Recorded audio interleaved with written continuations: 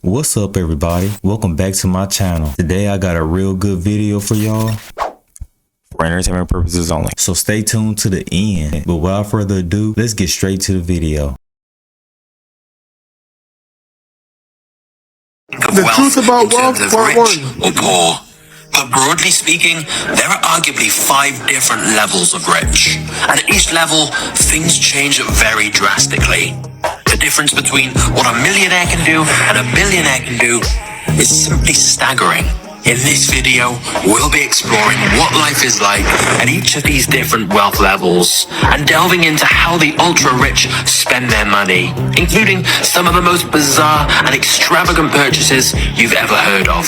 But as you're watching, you'll realize that one of the biggest changes that happens at each of these wealth levels is perspective. Because prices feel relative to how much you earn. So if you compare someone who's earning $40,000 a year with someone earning $400 million a year, it's 10,000 times more. Which means a Lambo that costs $300,000 to them is the equivalent of spending $30. A $10 million piece of art feels like $1,000. A $50 million home in the Hamptons feels more like $5,000.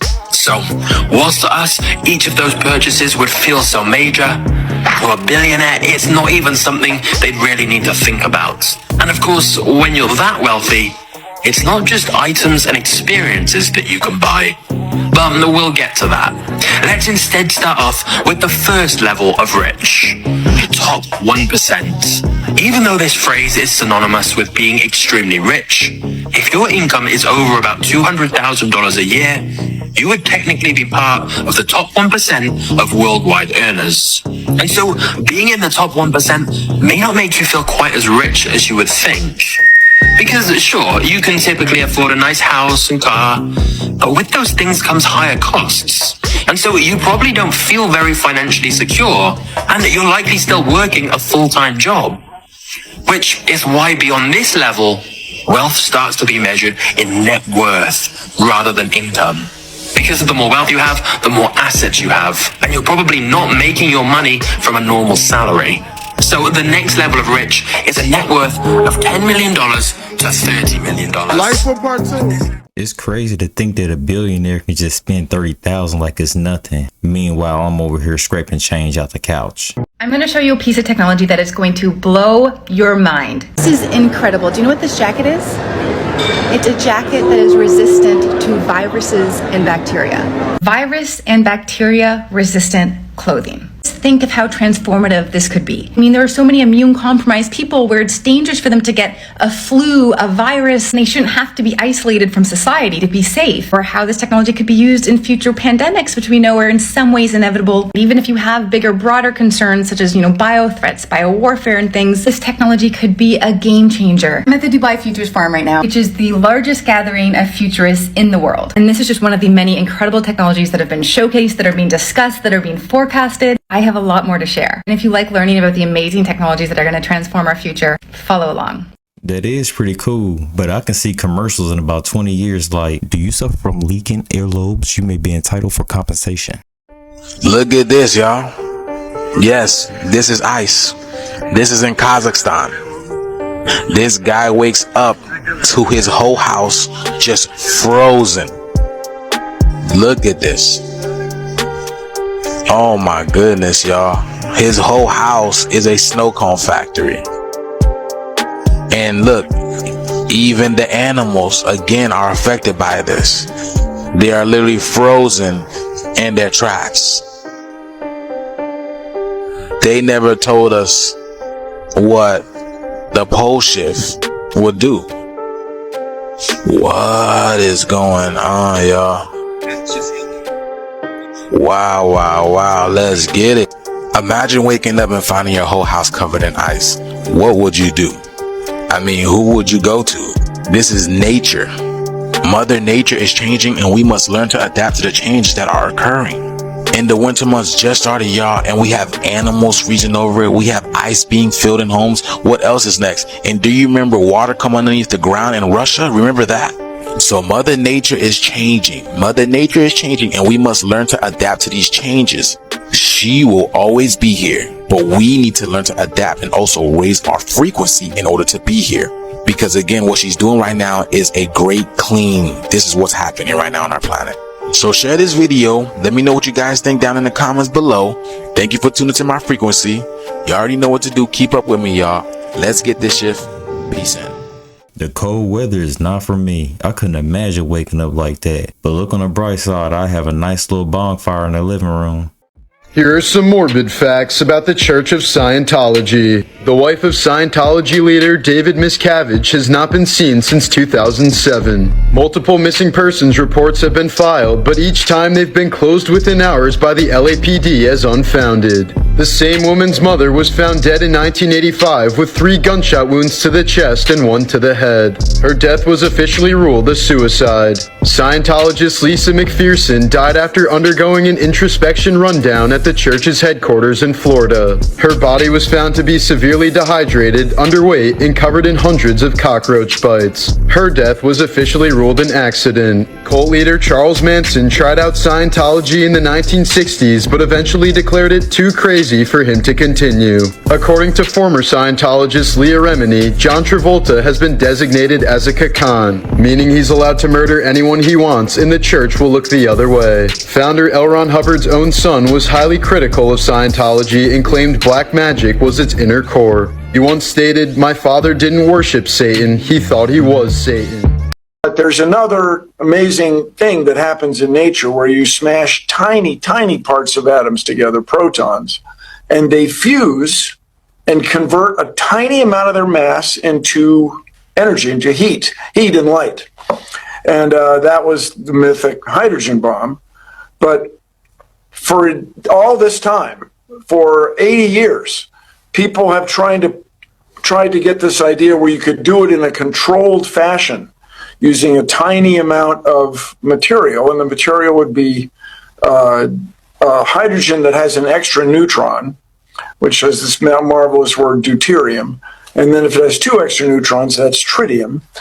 And so using lasers, they zap this container, this whole rum, this gold thing with the deuterium in it, and the lasers create X-rays, and the X-rays create constructively interfering shock waves that get the thing to fuse without a giant magnetic bottle and without the gravity of a star. And so this is the first time, by all accounts, they've gotten more heat out than they put in. She looking at Bill Nye like, what the fuck did you just say?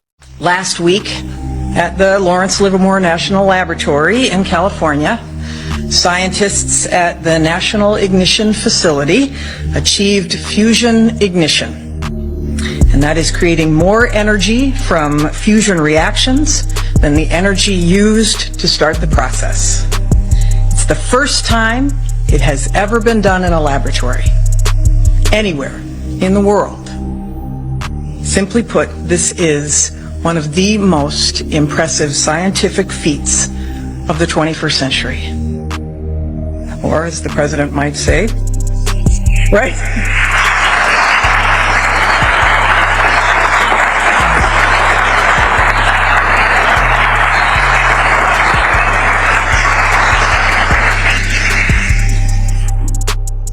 A BFD.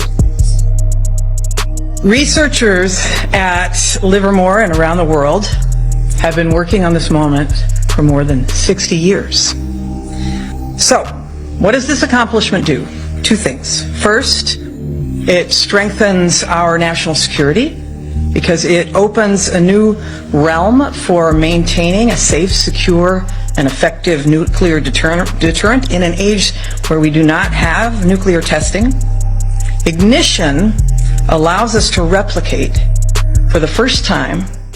One thing I know, if they saying that they just did that, then they been did that, and they own something that we can't even think about. In super exciting science news, the world's single largest wind farm has been approved for construction. With the ongoing crisis in Ukraine and energy sources being threatened, the United Kingdom has invested heavily into wind power. It would provide energy, could detect earthquakes, and there are some studies that suggest they could be used to reduce hurricane winds. But that will take more research. How the wind turbines work is wind turns the blades around a rotor that's connected to a shaft, not unlike a helicopter blade. A gearbox then boosts that speed up about 100 times, and a generator converts that movement into electricity. Offshore wind turbines are similar to the land ones, except that they're bigger because it's windier in the ocean. The tallest land turbines are like 570 feet, but the ocean ones can be up to 850. Or 3 Statues of Liberty. And with various planting methods. Just one rotation can power a home for 24 hours, meaning that an entire farm, half the size of New York City, can power 3.3 million homes. The Hornsteen Zone is just 100 miles off the British coast. It has an average wind speed of about 19 miles per hour and a manageable water depth. The project is expected to be completed in 2027.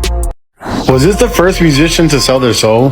Do you know who Robert Johnson is? No. It's so freaky, his story. Okay. So this was early 1900s. He had a terrible home life. Very poor. His dad died. His stepdad was abusive, but he was obsessed with music. All he wanted to do was play the guitar. And he would travel around and play the guitar, and he was terrible. He would go into these clubs, go up on stage and start playing. The people were like, "Can you get this guy off the stage? He's terrible." Yeah. The story goes, Robert Johnson's carrying his guitar. He was walking on, and he hit this crossroad, and it was midnight, and a man came out, and he said it was the devil.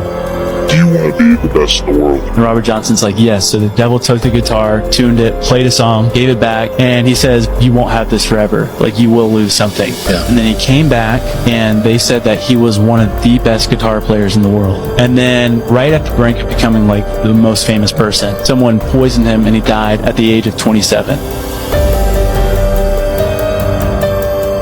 By the way, this video is scripted and for entertainment purposes only. Stay weird.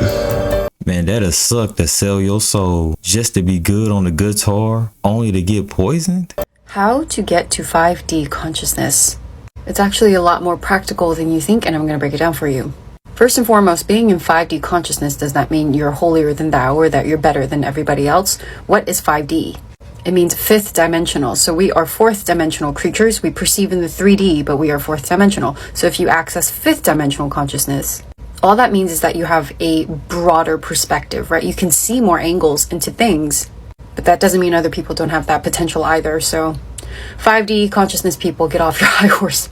But here's how anyone can access 5D consciousness. We have a chakra system, right? And our heart chakra is at our center. Your heart chakra connects your chakras above and your chakras below. So this is literally the focal point or the neutral singularity point of your essence, your being. You need to have a balanced chakra system so it can align at the heart, and that is how you access your 5D consciousness. There is a reason why the anagram for Earth is heart, and we are living in a green and blue planet, and your heart chakra is green, and the trees are green. There's also a reason why the Egyptian pharaoh, when he passes away into the afterlife, he gets greeted by Anubis, and Anubis weighs his heart on a scale with a feather. There's so many teachings about the heart. The heart is how you ascend spiritually. This is how you will get 5D consciousness. This is how you will broaden your perspective on things. When your chakras are misaligned and you're not connected to your heart, or you're not at neutral point, you essentially just get a more warped perception of reality. Let's say you have a very, very imbalanced sacral or root chakra, which most people do have. It's like one of the most popular, common human traumas. When those chakras are imbalanced, you become very fearful. You're not tapped into your intuition. You are codependent. And that creates an obscurity in your perception of things. You will start to attract in things that are constantly going to get you more wounding. This is why it's important to work on your heart chakra. Now, how do you work on your heart chakra? You detach. Remember, your heart has to be as light as a feather. That means your heart cannot be heavy. It cannot be heavy with lust, pride, greed, a faulty sense of self, which is a bad ego. All of these 7 sins or human vices need to be worked on. And I'm not saying that you should live like a Buddhist monk or a holy saint for the rest of your life. Because let's be honest here, we're human, we also have primal needs. But what you don't want to do is overindulge. The difference between animals and human, even though we're animals, is that animals do things in need for the most part, Humans, at this point, we don't do things in need. We do things through lust and desire and want. And that creates an imbalance in our chakras. This is how it creates traumas. Like, think about it this way. If you are overly indulgent, you will literally screw your whole life away through that imbalance and through that addiction. You can also ascend to 5D consciousness through DNA activation. I talk more about DNA activation, this matrix, the importance of our heart chakra in my book, Made in God's Image. You can find that link in my bio. My book talks about things I can't say here on TikTok because I'll get banned. But your DNA activation, in a more summarized way, is you not repeating the same patterns that your ancestors did. So you, epigenetically sort of, this is not very scientific because we're talking about spiritual stuff, but just bear with me. Epigenetically speaking, you will change the course of the fate of your family line. And the next generation you give birth to are not going to repeat the same patterns that you or your family did. You also can activate DNA through staying away from bad frequencies, and by bad frequencies I mean too much city life, technology. Get out in nature more. This will help you activate your DNA. Eat healthier. And through these two things, which is balancing your heart chakra, balancing all of your chakras, and DNA activation, you will slowly start to see you get into 5D consciousness. Now, if you want to know what 5D consciousness feels like, I have a video on my page talking about how it feels like to be in 5D consciousness. But yes, you guys, it's obtainable. This is not that strange. Anybody can get there. So stop it with the holier than thou videos that I'm seeing everywhere.